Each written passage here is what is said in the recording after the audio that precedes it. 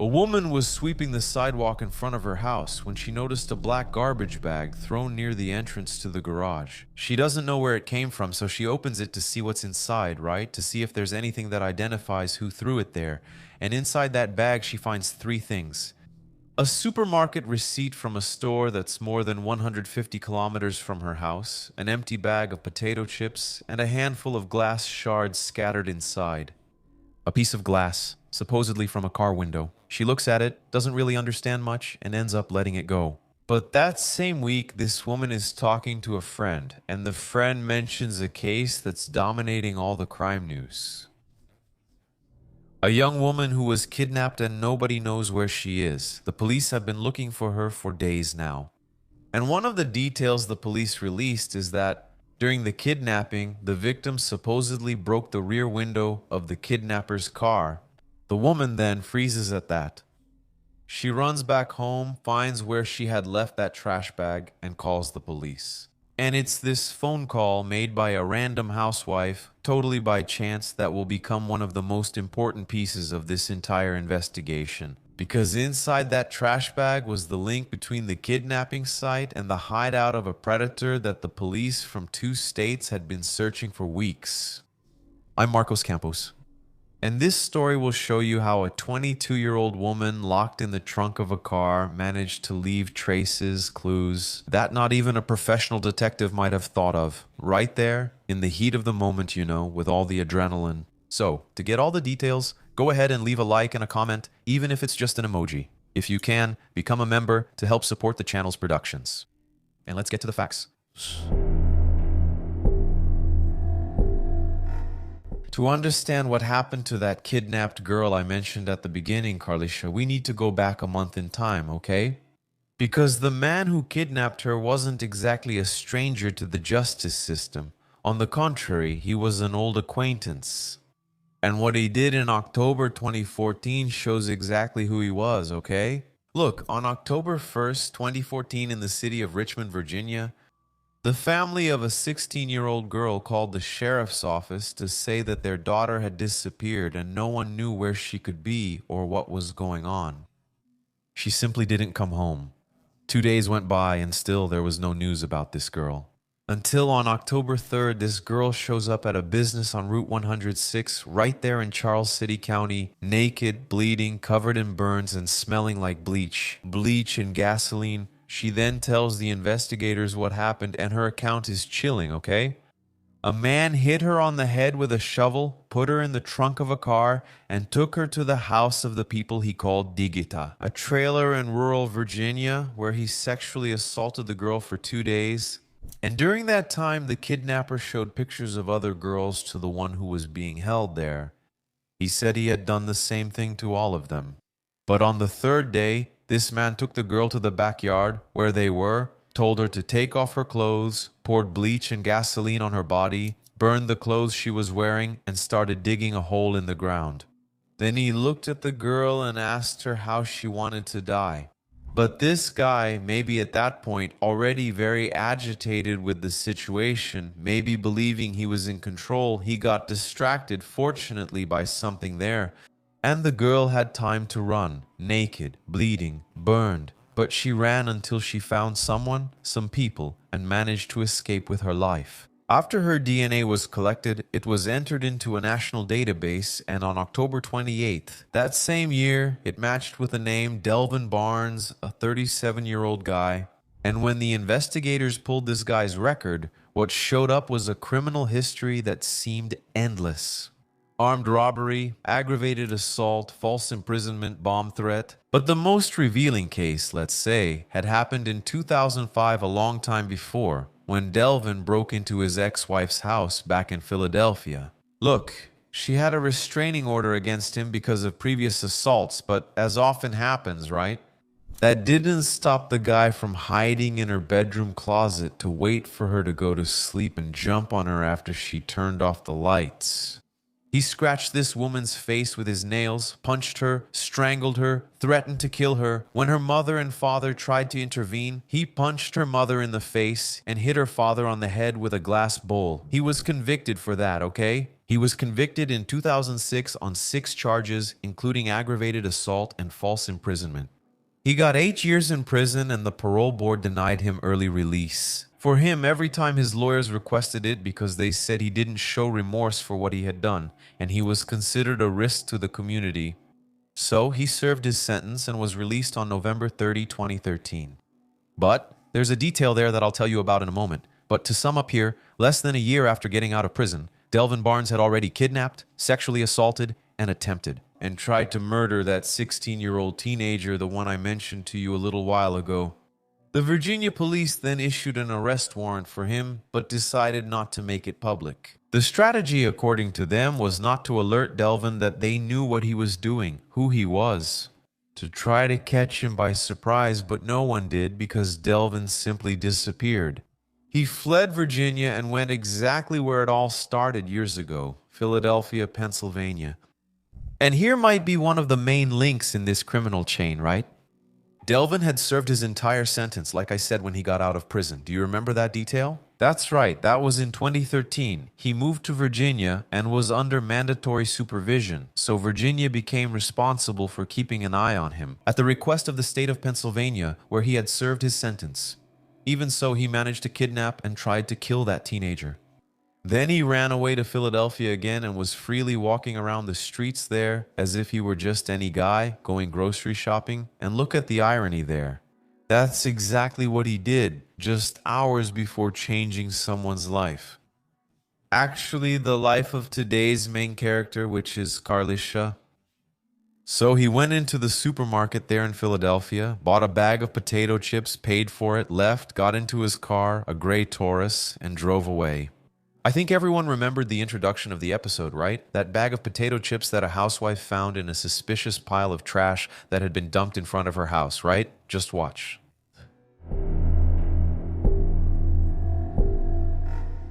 Carlisha was 22 years old and she worked as a nursing assistant at the Presbyterian Hospital there in Philadelphia. She had returned to her hometown about 2 years ago after spending her entire childhood and adolescence living with her grandmother, Mrs. Anna, in the countryside of Maryland. She came back because she missed her mother, Keisha, and she wanted to grow up. Nursing and all, I don't know why she spent all that time with her grandmother, it's not said, but anyway, the mother described the girl as very calm, kept to herself, like that. She would turn into a beast, she would become another person, she would transform when someone messed with her, when she felt threatened. On the night of November 2, 2014, Carlisha was coming back home after visiting her godson. Normal routine, she lived with her boyfriend, and the usual arrangement was that she would call him when she got off at a certain bus stop. So the guy would go there, meet her, and they would walk home together. But that night, around 9:40 or so, Carlisha got off at the stop, like always, in their neighborhood, Germantown. She started walking alone there on West Counter Street. Her boyfriend didn't have time to get there. Maybe she was going to meet him or something. She was wearing a light blue jacket, a gray and white sweater, and was carrying a backpack with her. Then, that gray Ford Taurus that Delvin has? He drove past her, turned onto a street there, went around the block, and passed in front of her one more time. There was a security camera there, in that area, that recorded what happened. Next, Delvin approached, reached his hand out toward her. Carlisha stepped back. Then she tried to dodge, to get past this guy, but he moved forward and grabbed the girl with both hands. The image then switches to another camera. Later, throughout the review of the case, you can see Carlisha being dragged down the block right there on West Counter Street. She's still on the ground, pushed toward the guy's car, which was parked there on the street, and the car had Maryland plates, okay? While Delvin tries to force the girl into his car, Carlisha does something that investigators would later call brilliant. She drops her cell phone on the ground there without him noticing, obviously on purpose, and along with it, she also drops her glasses. She explained the logic later, okay? In horror and crime movies, she said, the first thing a person does when someone is in a dangerous situation there, the kidnapper, right? The person causing the danger takes away from the one being kidnapped anything that could be used to communicate, right? So she thought, if I leave my phone here before he asks me to get my phone, someone might see it, right? He might search me and it won't be here after we leave. See her reasoning from the start. But it didn't end there, okay? From the guy's car, the gray Taurus, she found a hammer that was supposedly lying on the back seat. She grabbed it and without hesitation hit the guy on the head. And here, guys, I assume she probably didn't hit him squarely, right? Because otherwise something would have happened, but the guy kept driving and all. But what really hit the mark, I'd say, was that she also used the hammer to break the car window. Her idea at that moment was to make noise, to get someone's attention, right? Someone who could see what was happening. And it was at that exact moment that Delvin ended up grabbing a knife he had and told her to stop. Otherwise, he was really going to kill her right there inside the car. So Carlisha, with little else to do, stopped right there. Meanwhile, a man named Dwayne Fletcher was walking down a nearby street when he heard a woman's screams. He then ran toward the noise and got there in time to see what was happening. Delvin was forcing Carlisha into his car. So he shouted, asked the guy what he was doing there, but then he saw that Delvin had a knife in his hand and he backed off. And at that moment, Delvin's car sped off. Dwayne was left standing there on the sidewalk holding Carlisha's cell phone, which he had already found.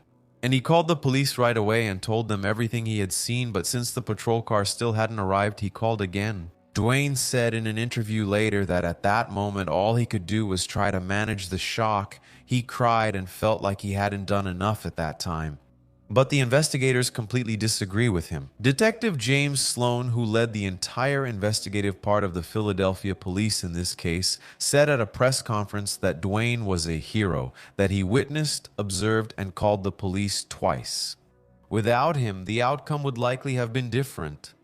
When the police finally got there, Carlisha was no longer there. No, but now they had her cell phone, her glasses, shards of glass from a car window there, Dwayne's statement, and also the security camera footage that showed every second of that kidnapping, even the Philadelphia police commissioner. Charles Ramsey said that in 46 years of his police career. That was the first time he had seen a kidnapping recorded like that, in detail, with no shame at all from the kidnapper. And with that, the race against time began, because everyone knew that with every passing minute, the chances of finding Carlisha alive were getting smaller. Delvin started driving his car and left Philadelphia.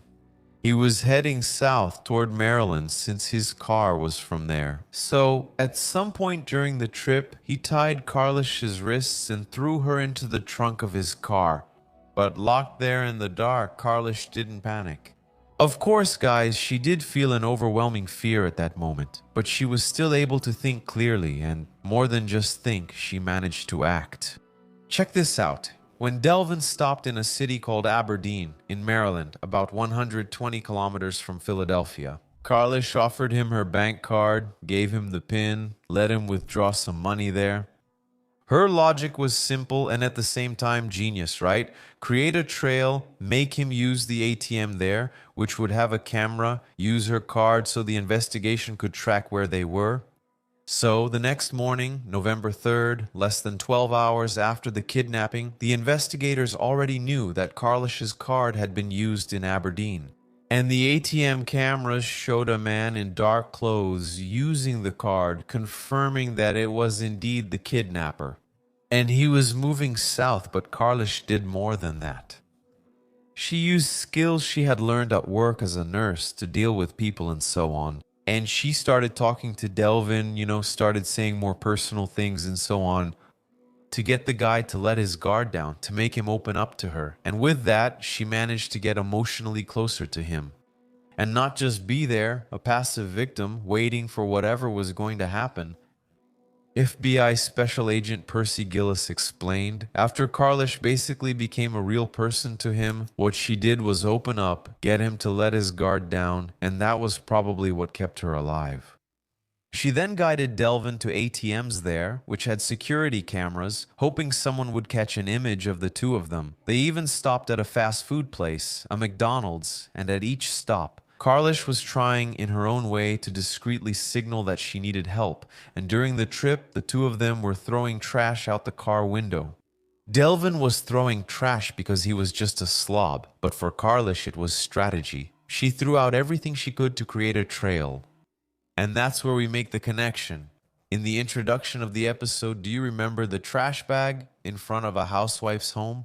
the receipt from a supermarket that was far from this woman's house, then the empty bag of chips, the shards of glass.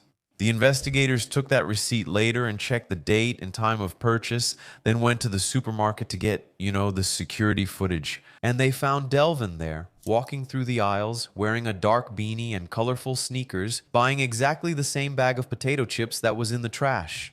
And that's when everything really started to fall apart. For that guy, while the investigators in Philadelphia were putting the pieces together over here, something was happening on the other side. The Virginia police were watching the news. And when they saw the video of Carlisha's kidnapping in Philadelphia and the security footage released by the police, they recognized him right away.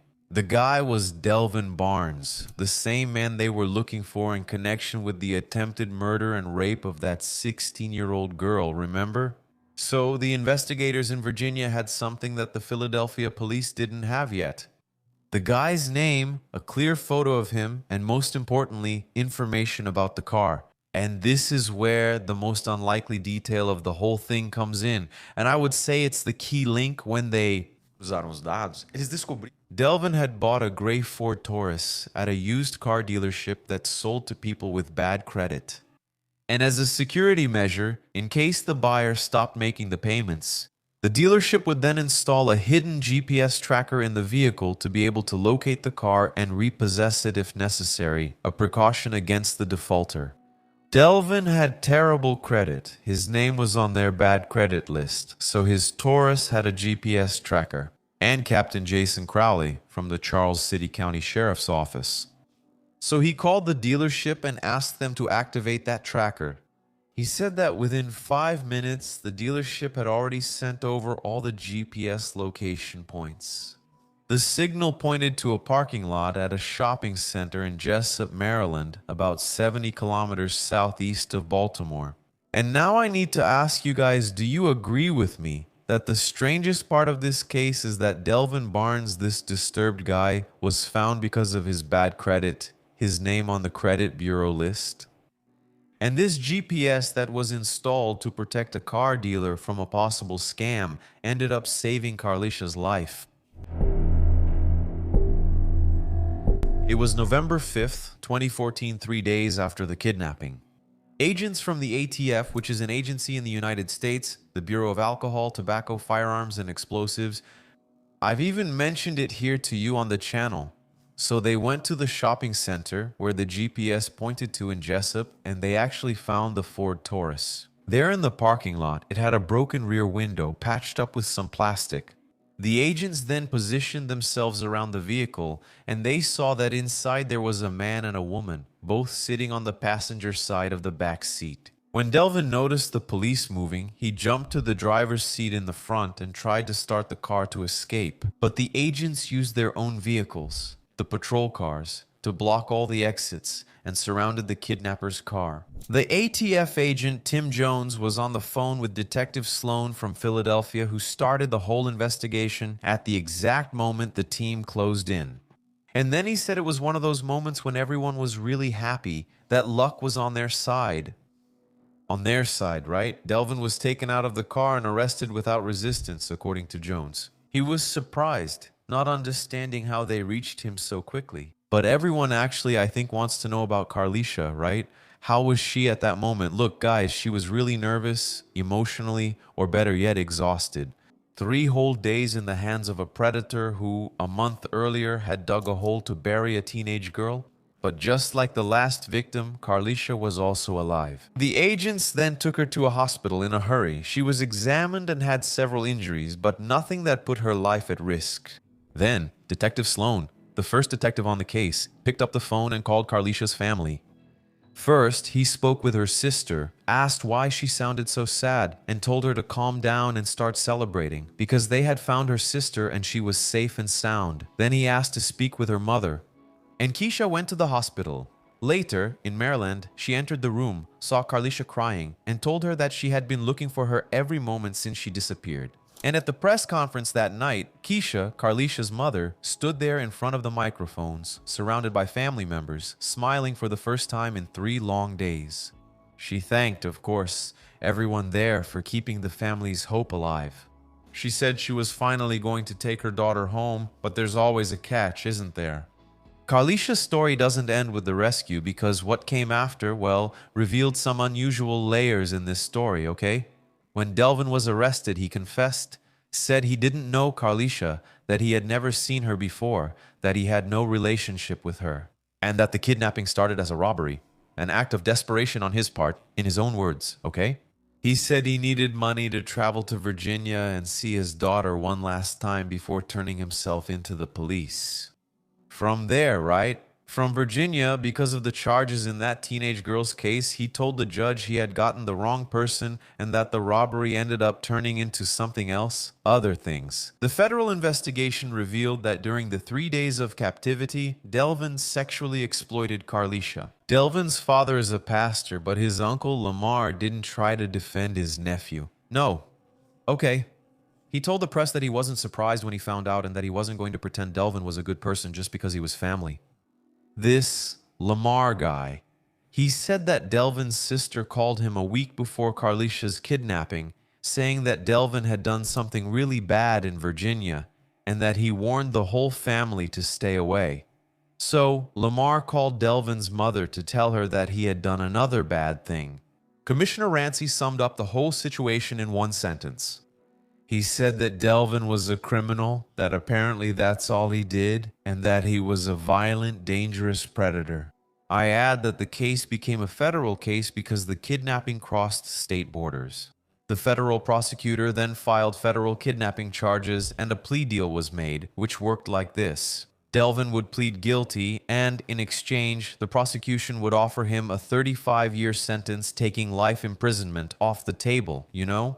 Delvin would also have to admit guilt in the case of the teenager in Virginia, but the prosecutors would not file separate federal charges for that crime. And here, man, I kept thinking, wow, the guy was facing a life sentence for these crimes he committed, even though no one died. What do you think? What do you think would happen here in a case like this?